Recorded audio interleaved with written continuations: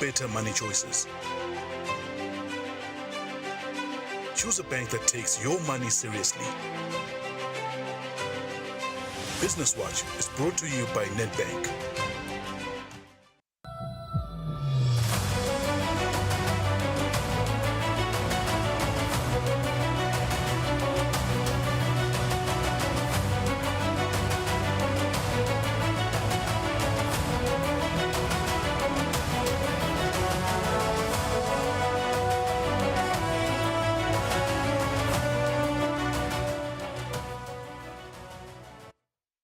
All right, it's 2 p.m. Central African time. Very good afternoon to you. Thank you so much for choosing to tune into this edition of Nedbank Business Watch.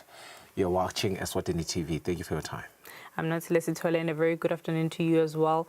On the program today, we kick off Cybersecurity Awareness Month with Nedbank in a world where our mobile devices have become a huge part of our lives, storing our photos, emails, social media, our banking, and even our work documents. They have also become prime targets for cyber criminals.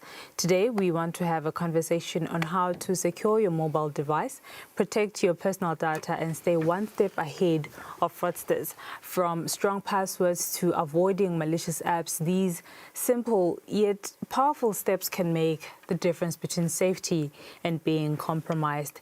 Nedbank's Business Information Security Officer will unpack the dangers, the solutions, and the future of cybersecurity in the palm of your hand. We'll also engage a very interesting story, and perhaps not interesting in the positive sense. Eswatini has officially settled more than 2 billion emalangeni owed to the International Monetary Fund, but not everyone is applauding the move. Economist Sanele Sibiya argues the finance minister should rethink how the country borrows its money, saying loans should be reserved for productive investment, not to plug salary gaps or to pay outstanding suppliers.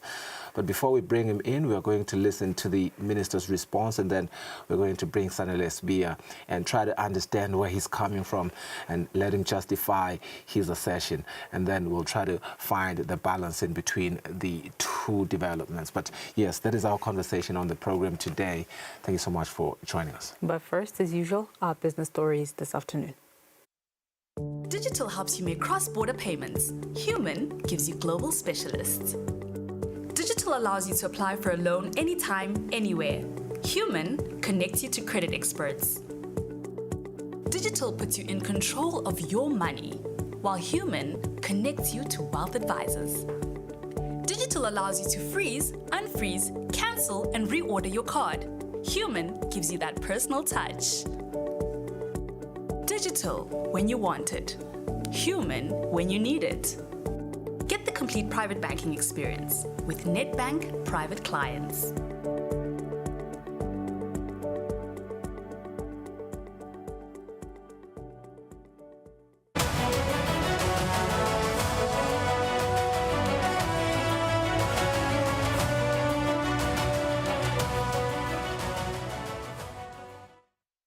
All right, our business news now.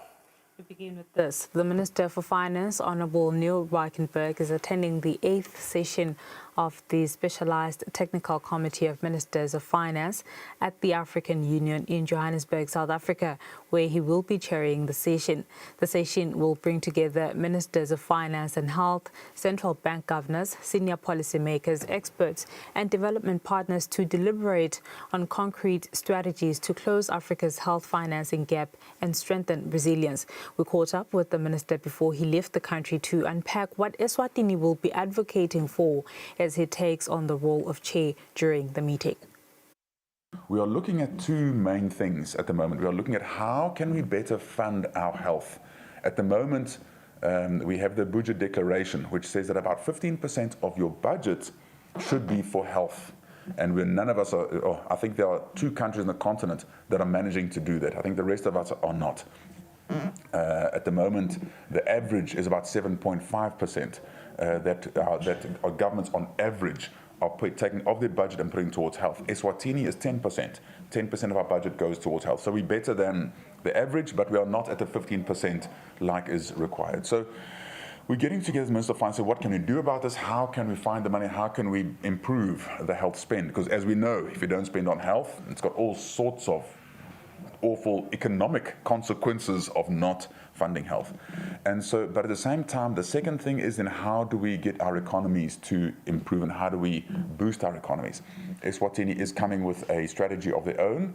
We really believe as a country that what we need to try and do as governments across the continent is for government procurement to support each other. So we're coming with a strategy which we're going to be tabling at the STC as Eswatini.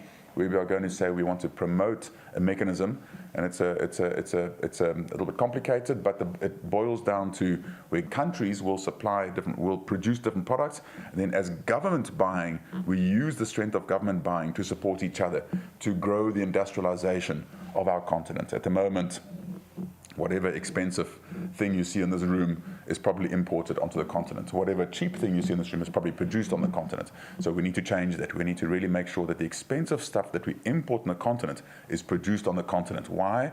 Because it's better paying jobs for our African people on the continent. So for that reason, we've got an agenda there, which we're going to be pushing as a country, and really believe it can make an impact if we can succeed with that.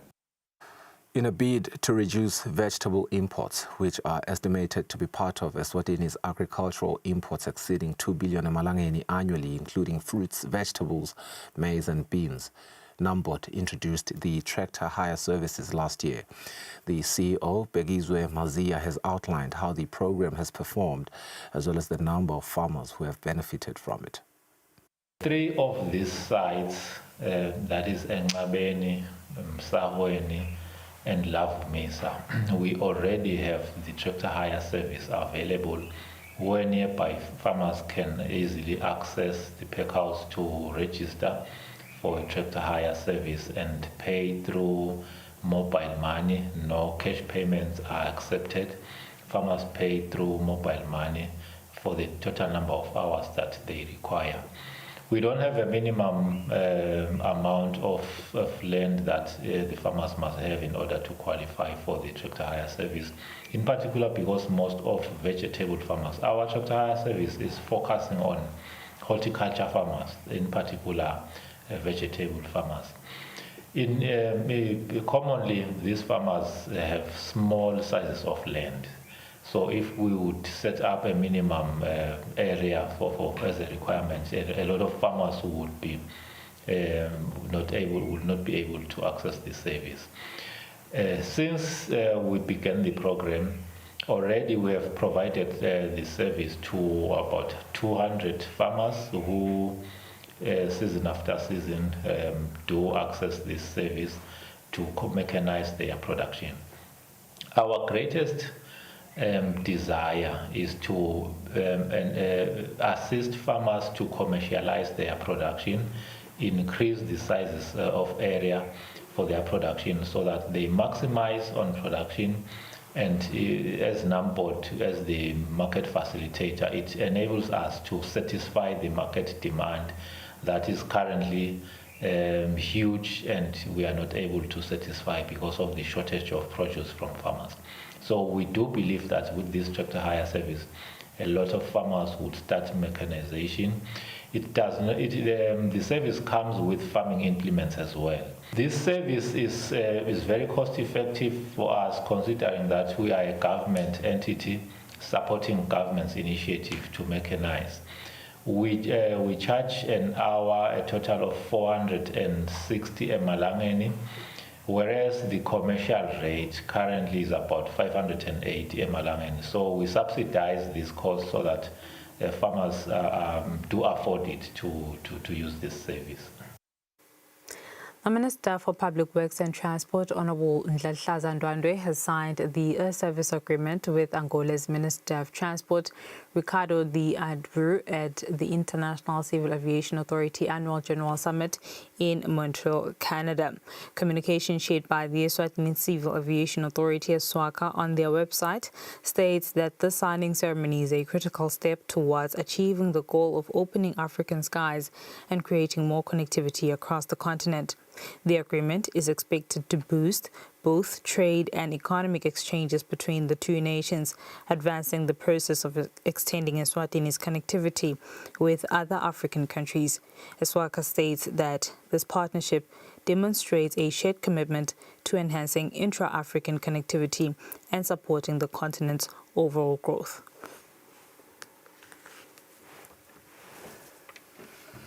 Right now, those are just some of our business stories this afternoon. We'll catch a break. After that, we are in conversation with economist Zanele Sibiya. This is Nedbank Business Watch. Stay tuned.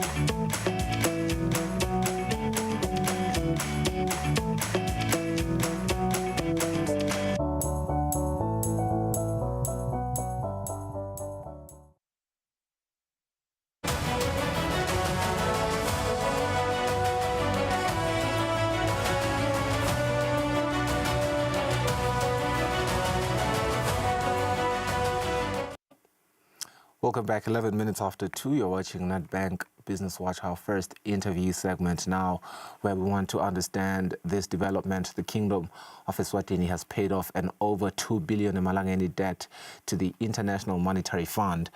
Economist Zanele Sibiya feels the minister should rethink budget support and focus on borrowing only for productive purposes rather than using loans to pay suppliers and salaries. We want to take a listen to the minister responding to this before we engage Sibiya further on the matter. If you have an unfunded budget, a budget that is short funding, and we're not asking for additional funding, we are asking for the money that's in the budget, keeping our debt to GDP around about the 41% where it is now. We are saying we need money to fund the budget. So keeping in mind there's a capital budget that is underfunded with 4.5 billion emalangeni in the year that we are speaking. So if we are raising 2 billion for budget support, and we allocate it towards saying, no, it's for the capital projects, which is 4.5 billion underfunded, we can do that. This is what we are just being very clear for. So it's not necessarily for recurrent expenditure, for wasteful expenditure, for things that one is accused for. We can really see it that it is paying for the capital things that we haven't raised other loans for. We haven't raised the loan to finish the ICC. We haven't raised the loan to be able to do many other projects, build the schools, build hospitals in the country, refurbish things, build roads. We haven't, the refurbishment of roads, we haven't raised loans for that. So which means that we can definitely see this money as the money that is used for doing these capital projects. And so for that reason, really one does need to understand that, and at the same time people can say, no, don't raise money to pay arrears. You know, are they saying we shouldn't pay suppliers on time? Are they saying let suppliers supply government and not get paid on time? That's not right. Government has to do good business. Government has to be able to, if you've bought something, you have to pay on time, like anyone does in the world. So we have to try and get government to that point of being able to pay on time. And we have to raise that money if we don't have it. All right, that's the Finance Minister, Neil Reichenberg, on government borrowing as a sustainable strategy or short-term fix, as that's the question that we want to drill into right now on the program. But before that, let's go for a quick ad break.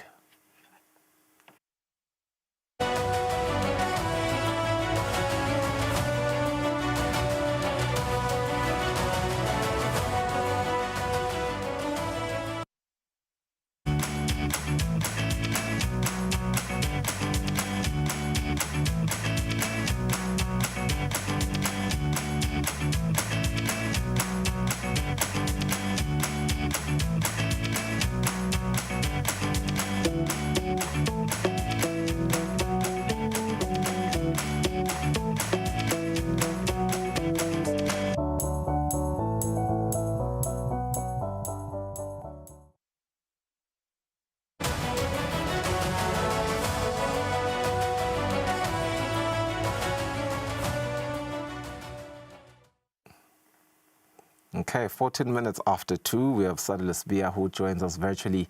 We are drilling further into this topic that we just saw before the ad break, where Honourable Minister for Finance, Neil Reichenberg, has spoken on government borrowing and the country, of course, paying off an over 2 billion Malangeni debt to the International Monetary Fund. We want Sibia right now, who feels that the minister should, rethink budget support and focus on borrowing only for productive purposes rather than using loans to pay suppliers and salaries. So we've listened to Minister responding. We've listened to the Minister, and now we want to engage Sadile Sibia on this conversation. A very good afternoon to you, Mr. Sibia. Thank you so much for your time. Such an interesting topic here. Perhaps let's start with the principles first, right? You've argued that borrowing should be limited to productive purposes. For viewers at home, what exactly qualifies as productive borrowing, and how does that differ from what government is doing right now? Thank you, Mr. Ngumalo, and a good afternoon to the viewer. First, let me preface this by, congratulating the government of Eswatini on having successfully paid that 2 billion debt to the IMF. But when we're saying let's talk productive borrowing, Mr. Ngumalo, what we want to do is, as a country, you want to borrow so that you can finance those catalytic sectors in the economy that can actually grow and sustain the economy. For example, you're borrowing money probably to improve roads infrastructure. We assume that is actually infrastructure improvement that is going to boost commerce, and thereby commerce will create the required taxes. You are borrowing to support private sector-led growth investment. For example, you're borrowing to ensure that government purchases can be paid for in time so that we do not keep continually accruing areas to the private sector. What you're essentially doing there is you're borrowing the money so that it stays in the productive side of the economy, rather than borrowing to, for example, pay salaries. In my view, I do believe salaries should be able to be paid off from the SACCO receipts and, whatever ARS collects. We shouldn't necessarily be looking at financing that through borrowing. If we are at that point as a country, then I think we need to really rethink and restructure our spending priorities, including our, debt financing priorities, because it does show some signs of weaknesses within our fiscal framework, probably within our revenue mobilization frameworks, which we need to drill on as a country. And if we continually rely on budget support, we end up not fixing those things, Mr. Ngumalo. On the IMF repayment, though, some people would argue that paying off the International Monetary Fund, it strengthens credibility with international lenders, right? Do you see this repayment as a strategic win or a missed opportunity? The basic crux of it, Ngumalo, is if you are able to repay your debts and your commitments as a country and even as an individual, that somehow improves your standing with, the rating agencies and quite a number of other agencies there. So that's a strategic win. We are showing that as a country, we are able to pay off our debts and have them paid off right to the latter, right? But what we need to do is, how do we view this as a country? And I think that's a question that needs to be answered. How do we view the fact that we have paid this loan as a country? Is it going to come into the base effect where we are saying we had so much debt, now we have so much debt, and this is where we are in terms of our debt to GDP ratio? Can we afford more scope for borrowing, or we are still at levels that are above that scope? So that is why we therefore come and say, we've got to rethink the budget support in the case where we are way above those debt to GDP ratio thresholds. So right now, what we need to see is what this is going to do to the debt to GDP ratio, and what these new loans that we've taken as a country are contributing, and then what the net effect will be on that ratio. Let's understand the dynamic now of borrowing for salaries versus borrowing for growth, right? you've been quite direct that borrowing to pay salaries of suppliers, that in your view, in real economic terms, I want to understand what kind of impact could it have made. But maybe before we get there, I want you to help us understand this thing that you deem as economically unwise, for a bit of for a lack of a better term. What are the long-term risks of continuing down that path of borrowing for salaries versus borrowing for growth?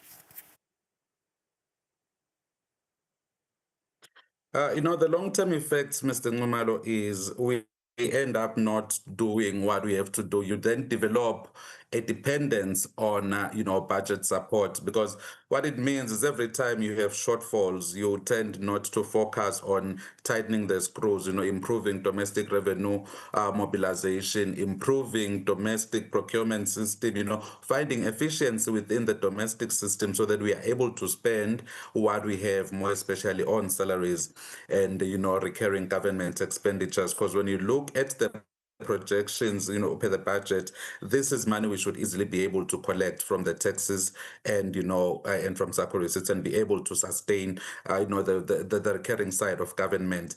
So if you are not then looking at those issues, if you are not then being forced to deal with, corruption and other leakages within the fiscal machinery, and then you tend to depend on budget support, then you tend to live with certain problems that we need to have dealt with as a country a long time ago. But because we know there's always budget support, we don't deal with improving our fiscal framework. We are trying here and there, but it's not enough.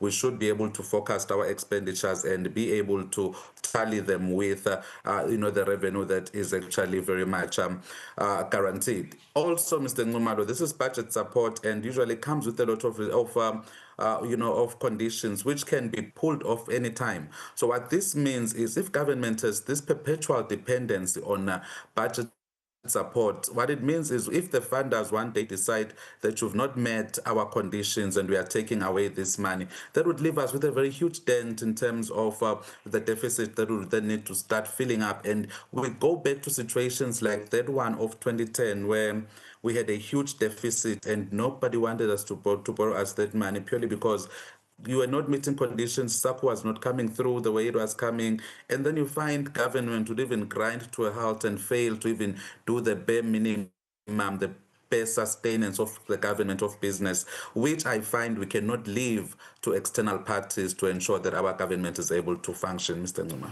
Right.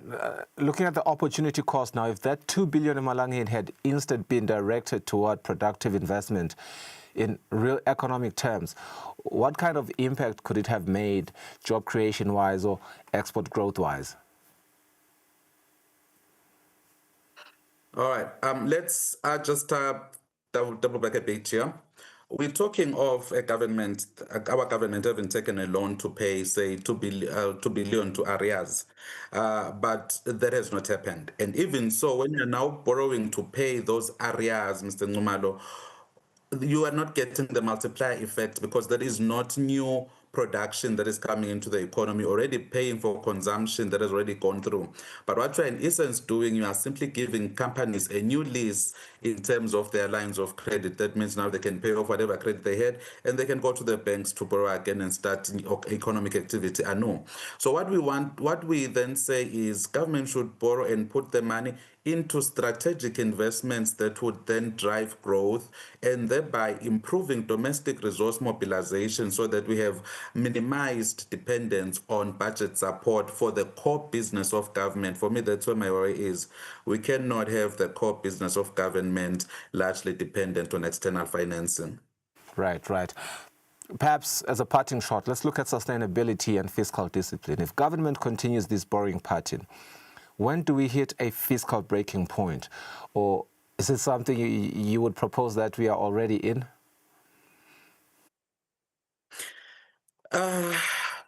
Fiscal breaking point, the issue here is we seem not to have any metric on which we are working on as government. Before, we somehow thought 40% was that line we were not going to cross, was the red line. but we've crossed 40% and it seems we're okay. And by the indication of things, it seems we are not going to worry about that, about whether we have reached that threshold or not. So for me, I would say think back in history and think back to the time when the country was doing relatively well in terms of, social provisioning and other service provisions. Our debt to GDP ratio was far from even 20%, and we were doing very relatively well. So what I'm then bringing here is the more debt you accumulate, debt has to be paid, and that means that's money from the fiscus that is leaving the fiscus going to pay back a supplier somewhere, a financier somewhere, which then gives us an opportunity cost and the crowding out effect that we need to then deal with as a country.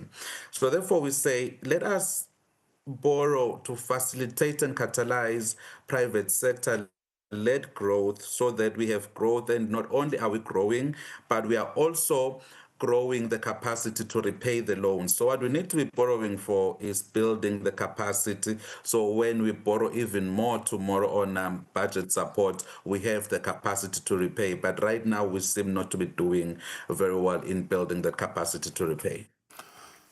Mr. Spear, thank you for your time. This has been Sanele Spear. We have to go for a net break now. We come back with our Nedbank segment where they speak to us about Cyber Security Awareness Month.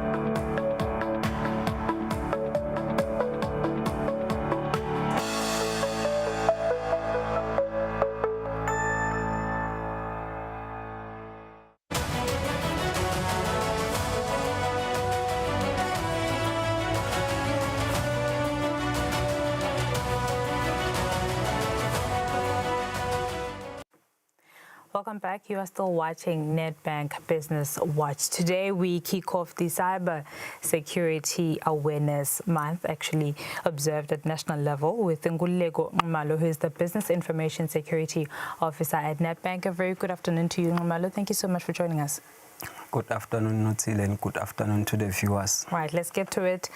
Mobile device security in the digital age, why is it so important? Thank you, Notile. As you have mentioned that today marks the first day of October, which is the National Cyber Security Awareness Month. We are at Nedbank, we are happy to emphasize the importance of staying safe in this digital world. And we know that mobile devices have become extensions of ourselves, and they store a lot of information about us, work documents, and a lot of things that should remain private. And with so much information packed into one device, mobile devices have become the prime targets for cyber criminals. Right. What are some of the cybercrime threats that are targeting mobile phone users?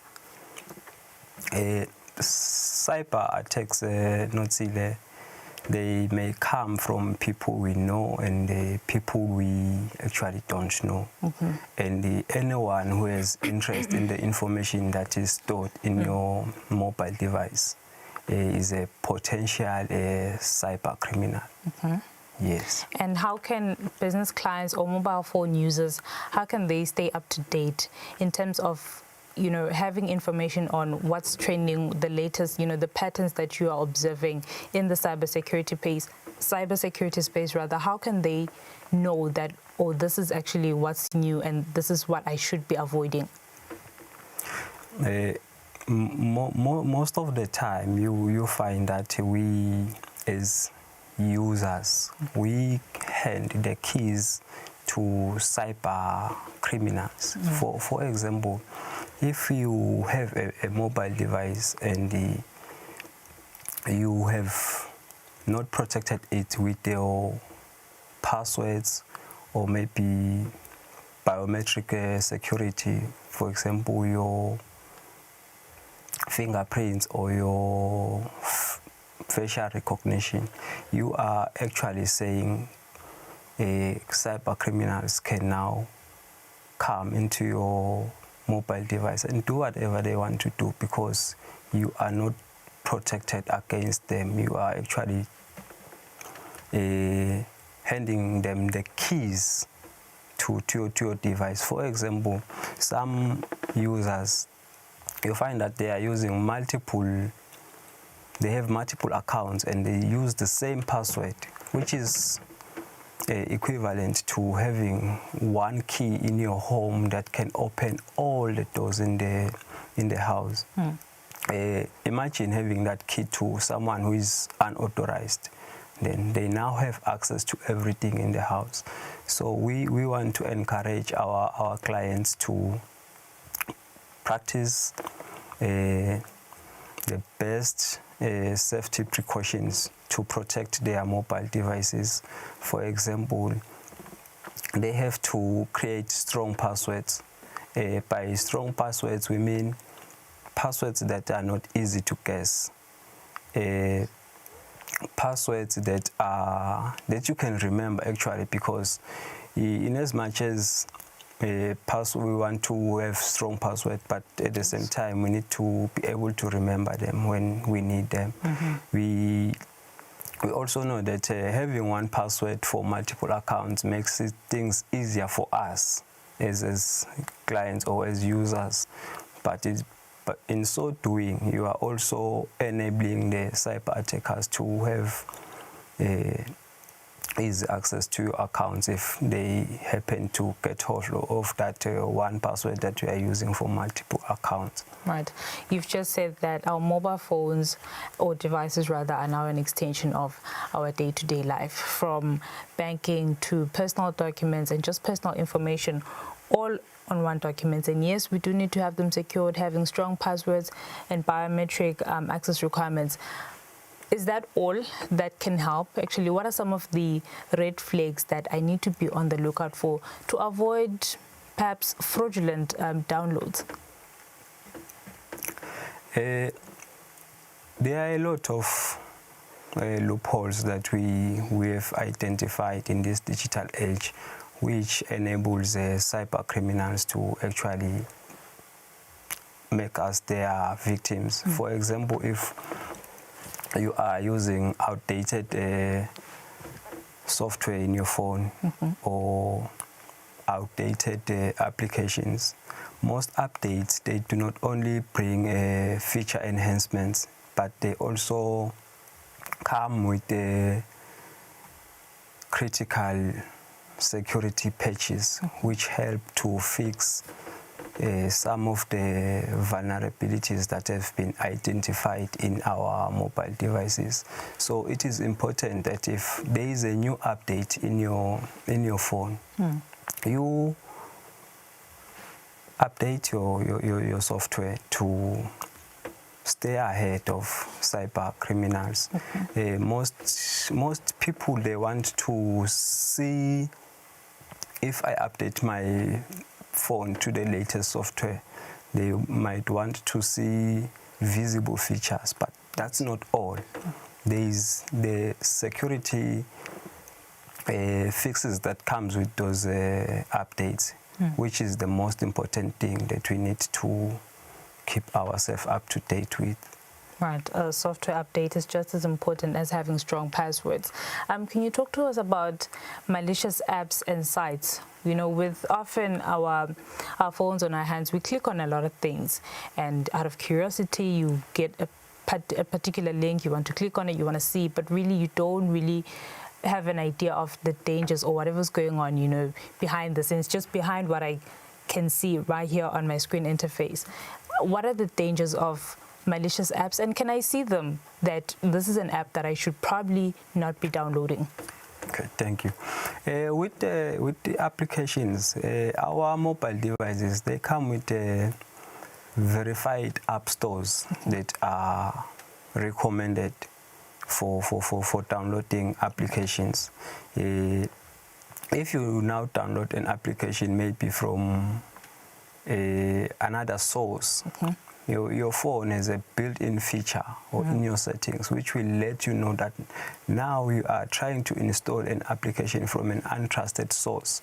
And it is the first red flag that now, no, I should stop installing this application and go to the verified app stores. And again, in the verified app stores, if you go to the application review, you will see if this application is indeed a legitimate application that you can install. And mostly you will find that most of the applications, they have ratings, which again informs you if this application is indeed worth being installed in your mobile device. Right. Can you educate us a bit more about phishing and information security breaches, just those two concepts? And if I suspect that I've now become a victim of either, where do I go? Okay. With phishing mostly comes as links, maybe through emails or text messages. You will receive an email asking you to click on this link to, maybe they would say your account has been compromised, and to rectify that you have to follow this link so that you can enhance your security of your account. And by so doing, that link might redirect you to a malicious site where now everything you will do, they will be monitored by the cyber criminals. And in return, maybe they get control to your mobile device, and they now can be able to install malicious software so that whatever you are doing in your phone, it is monitored by them. For example, you might then decide maybe to go to your banking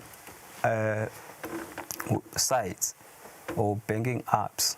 When you try to key in your login credentials, they are stored somewhere in the databases of the cyber criminals, and they can use those credentials to actually steal from you. And then you will find that you have been scammed. Yes. And if I suspect that I am at risk or I've actually fallen prey, where do I report? What are the processes there? At Nedbank, we do have reporting lines. There is an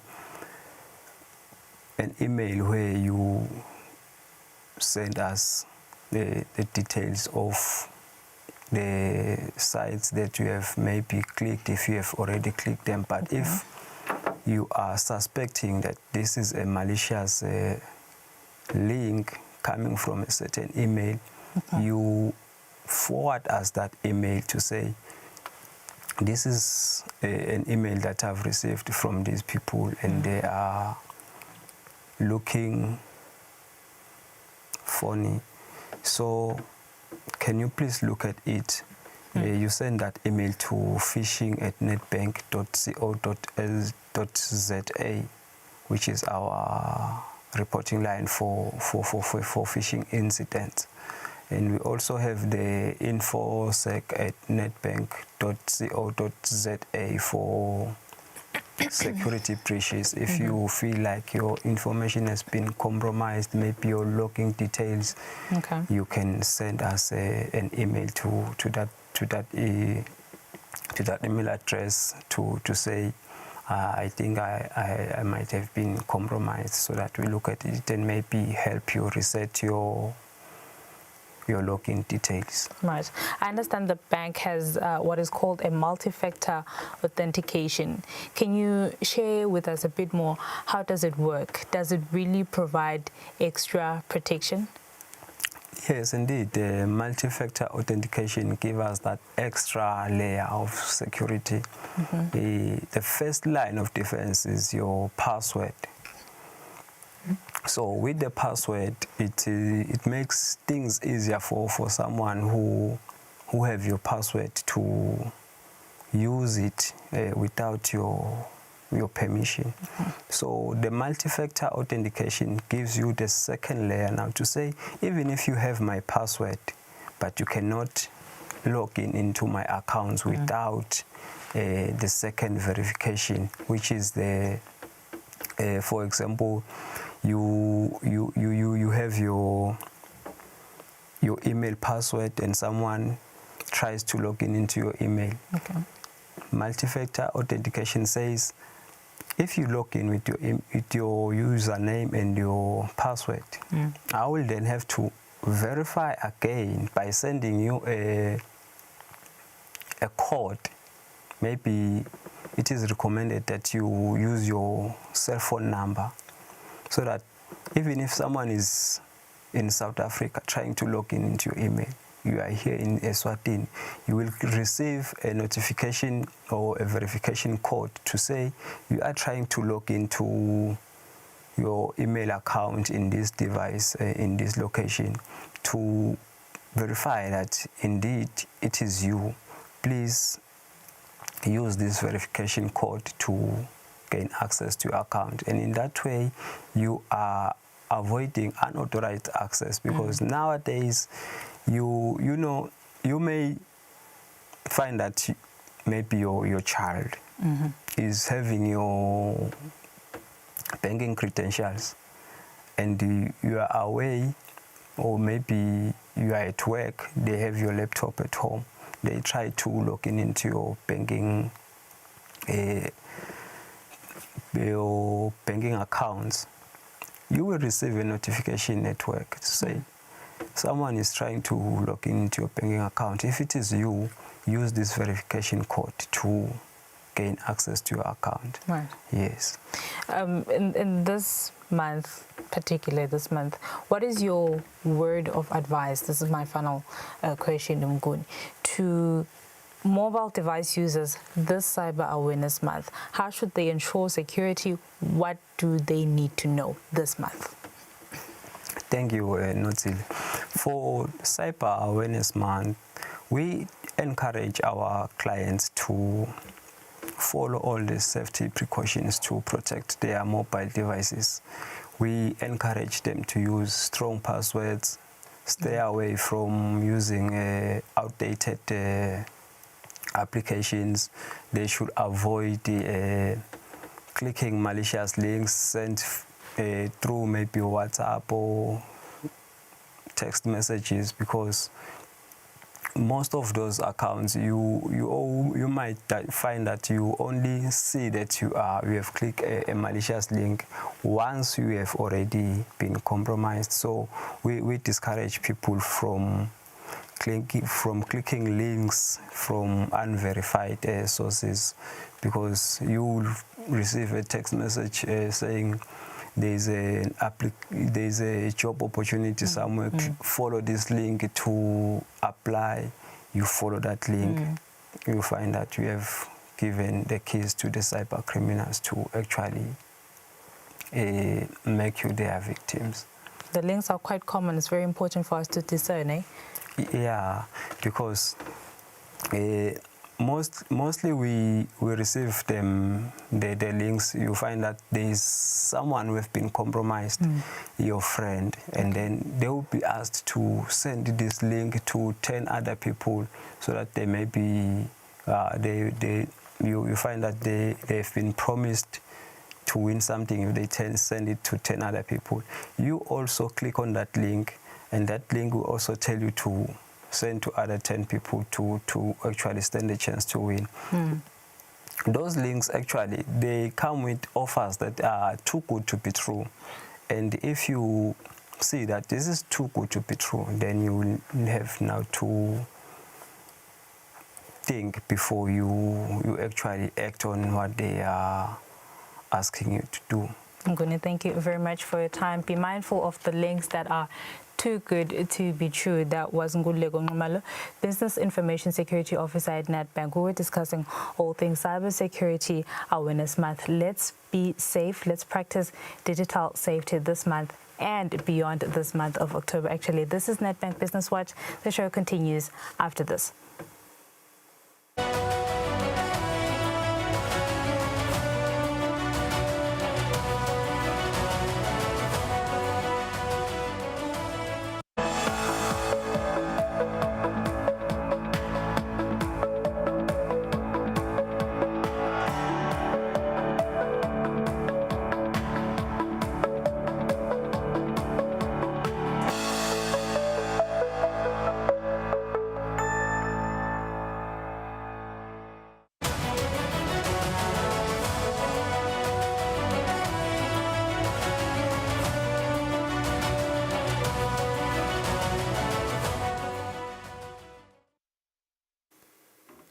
Welcome back now for our market analysis segment. Sandy Swadlamini, Treasury Dealer at Nedbank, joins me in studio. Very good afternoon to you, Nkosi. Thank you so much for coming through.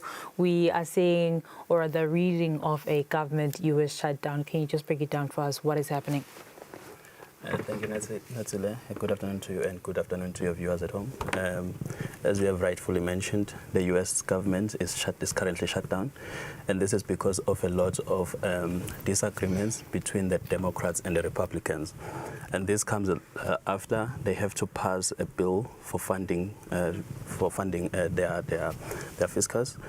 And this bill have two major points that there are a bit of a disagreement between the two parties, which has to do with Obamacare, which is a way of subsidizing medical cover for the citizens in the U.S. and also cover even foreigners for medical assistance.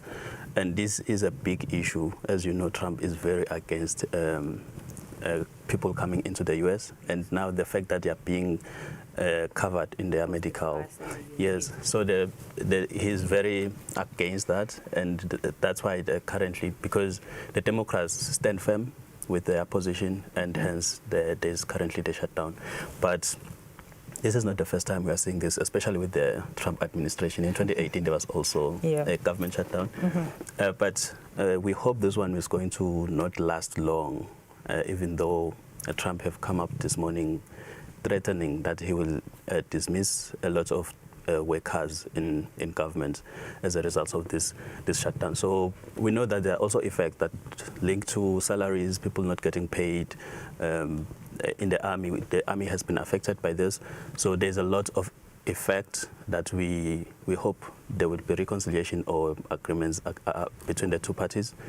And there was also a vote today, because this happened yesterday, where some of the Congress people have changed their position since yesterday. Some are conceding, some changing to the opposite side, but there's still that's not being sorted. Right. While we don't know how long it'll last, is it in any way affecting bonds or the movement of stocks? And as it is momentarily, what risks do you foresee this? You know, what risks do you anticipate that could come with this if prolonged, actually?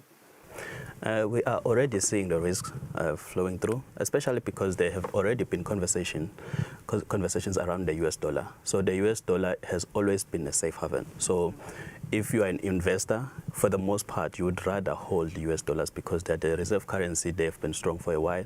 And the US, you sort of trust in terms of political stability, economic stability. So what we are seeing this year, which is a little bit different from the past, is that investors are now trying to move away from the US dollar as a reserve currency or as a safe haven for them. So you find that investors are currently looking to hold other currencies. The euro is going up, is sort of attracting more investors, and the Swiss franc.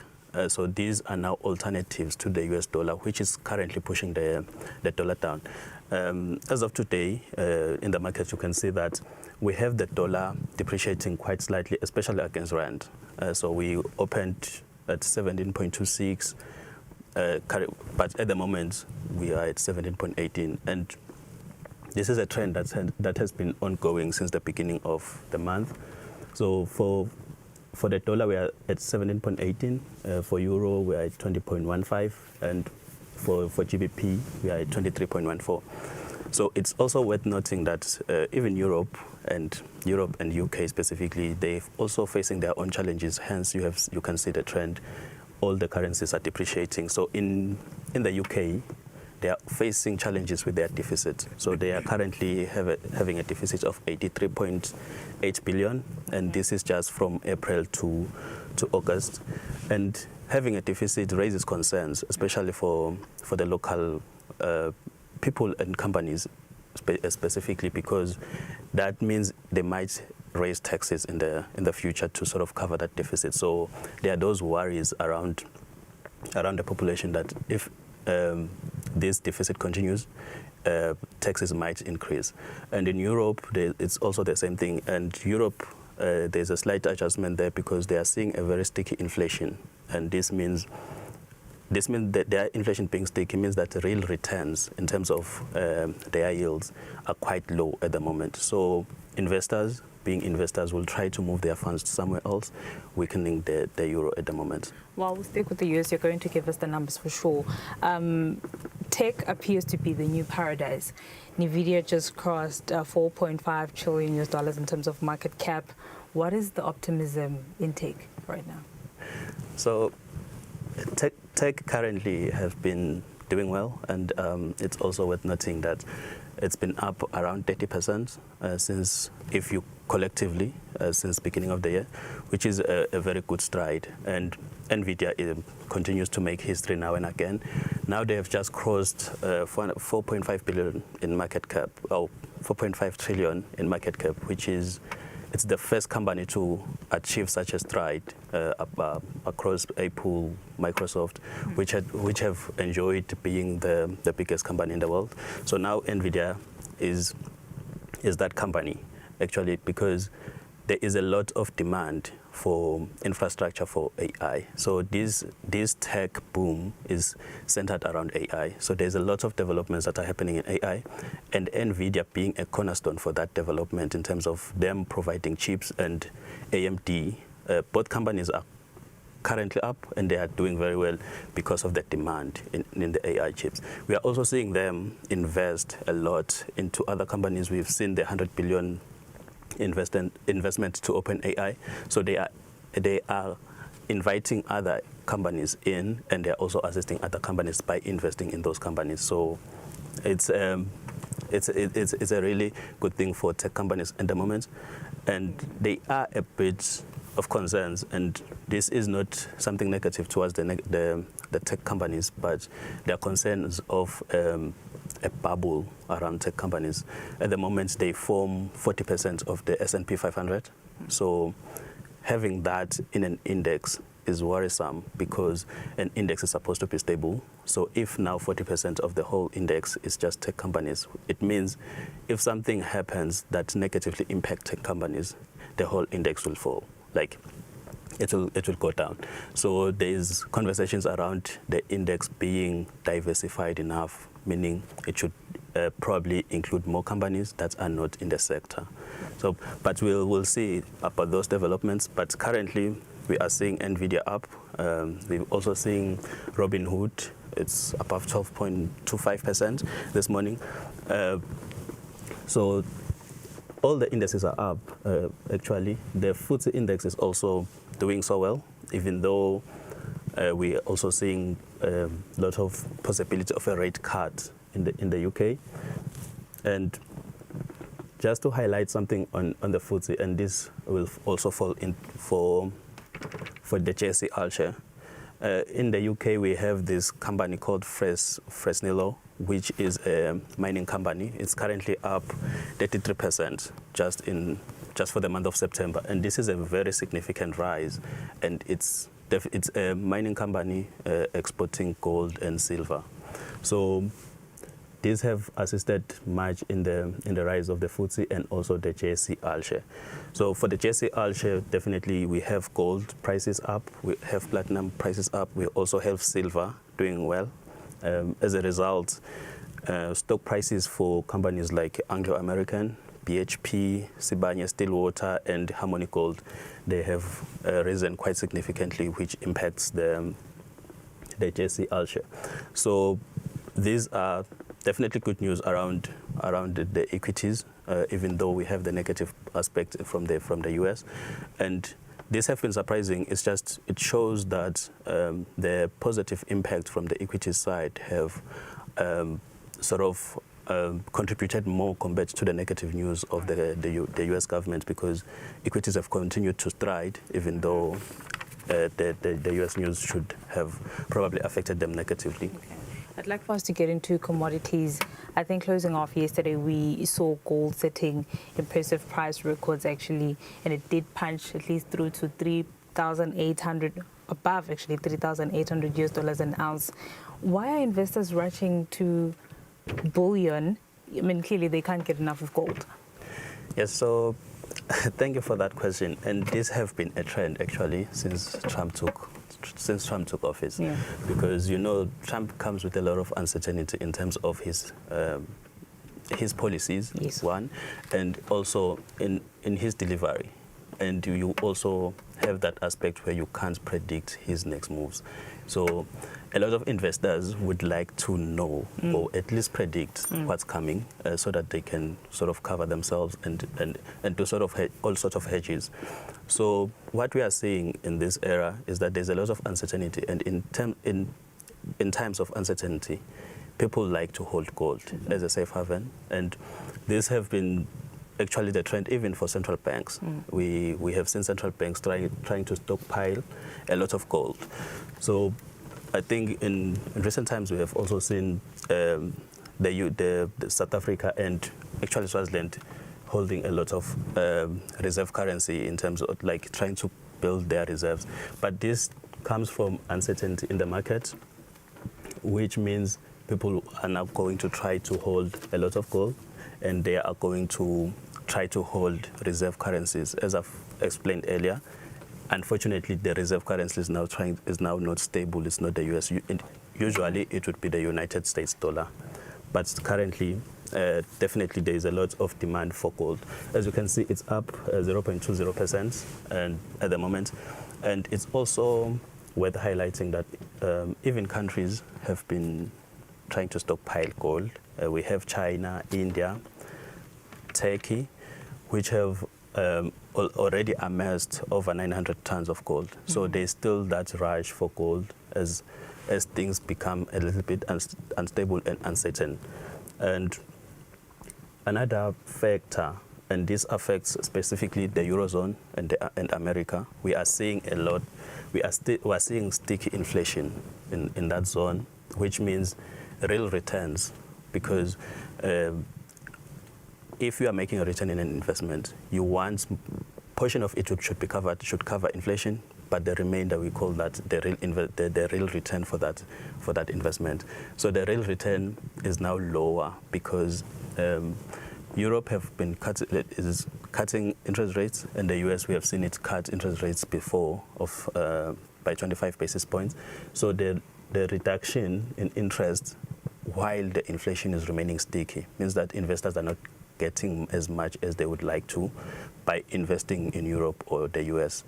So this also supports the fact that investors are now moving to SA and Malaysia, by these countries being emerging economies and also showing a little bit of stability. South Africa have its problems, but the GNU, it's still intact. There are problems, but it's still moving forward collectively. Right, Sandiswa, thank you very much for your insights.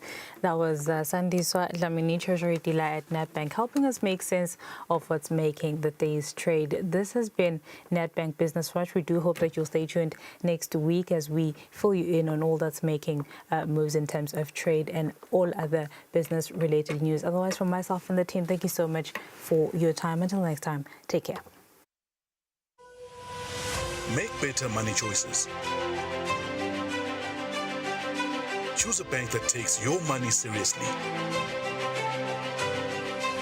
Business Watch was brought to you by Nedbank.